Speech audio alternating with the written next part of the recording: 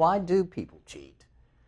Over the next 3 weeks, I want to talk about that subject from different perspectives. This week, we want to look at potential precipitating factors.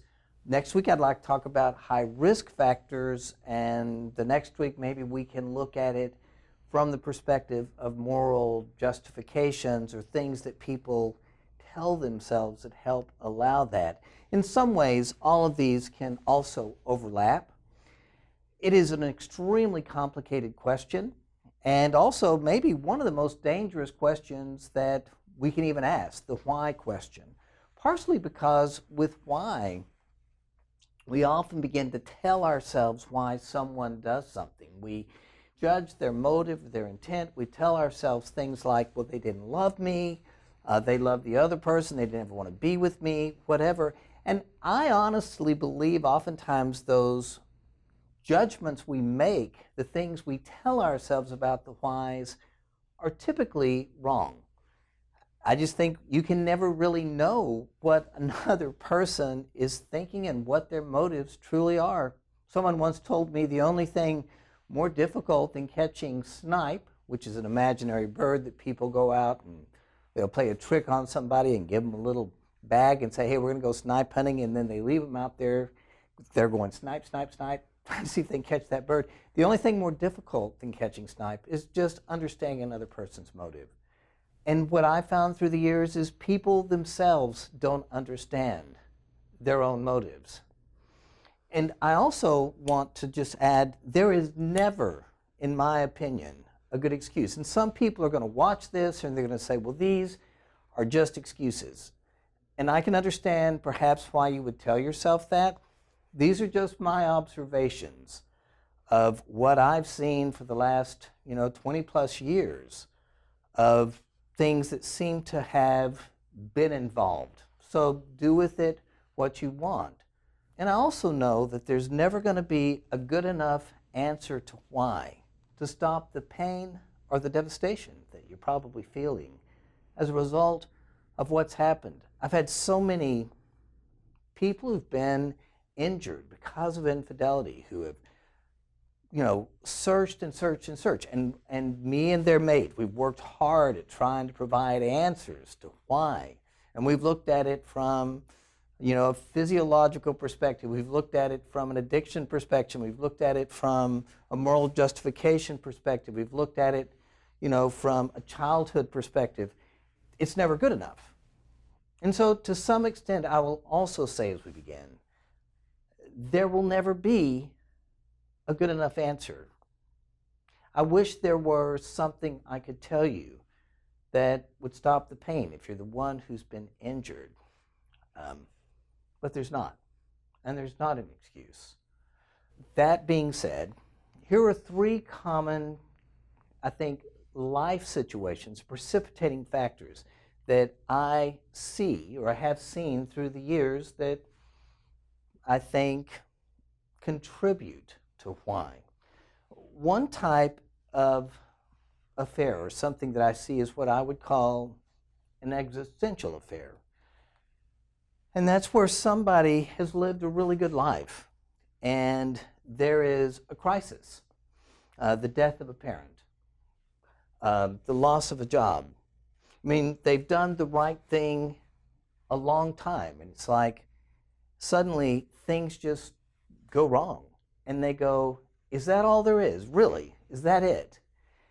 And when they ask themselves, is that all there is? It's almost like they give themselves permission to take another path.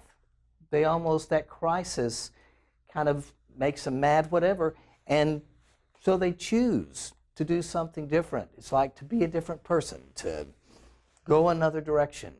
Again, there's no excuse for that. I mean, there's no justification. That doesn't make it right.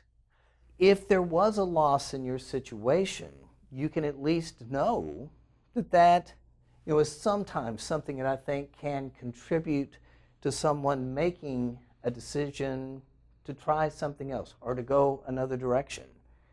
And hopefully, when they, that all comes out, they choose, I hope, to work on the marriage. I see that many times too.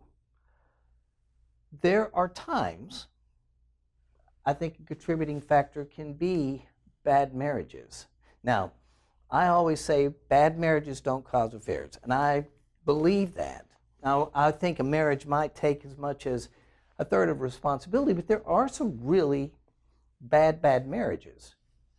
Not an excuse to be able to cheat. So please don't hear me saying that's an excuse, but it is the launching pad that some people use to move out into infidelity and to abandon their commitment to another person. But something about bad marriages, something I've noticed, that oftentimes the person that has an affair, if suddenly the marriage didn't get bad, in their story until the affair began. Sometimes when people have an affair, they rewrite history. It's like suddenly the last 9 years or the last 20 years, I've been completely miserable. If the story changes significantly about how they see the marriage and how they behave after an affair began, that's not an affair that began because of a bad marriage. Bad marriages were dead for a long time and everybody's known it. But it is very common for people in an affair to suddenly rewrite history and to talk about how awful it's been for a gazillion years, and it never was that way till the affair began. So I won't say that's a bad marriage thing. That's actually something else, which oftentimes I think the third sort of precipitating factor that I see is just simply entitlement. It's grandiosity. It's like suddenly someone kind of feels that they're all that they deserve better. They move into, maybe they hit the pinnacle of their career, or they're finally successful, or they finally made it, or whatever. And in that they begin to move into entitlement. I deserve it. And it's that entitlement that they're better than that keeps them from accountability, from empathy, from patience. It's the belief suddenly when you get to a certain point that I'm beyond the rules. And sadly, when that grandiosity comes, they don't feel any pain. In fact, it's a lot easier to feel grandiosity than it is to feel shame. But the grandiosity is always associated with shame somehow. It's just that they don't look at it from that perspective.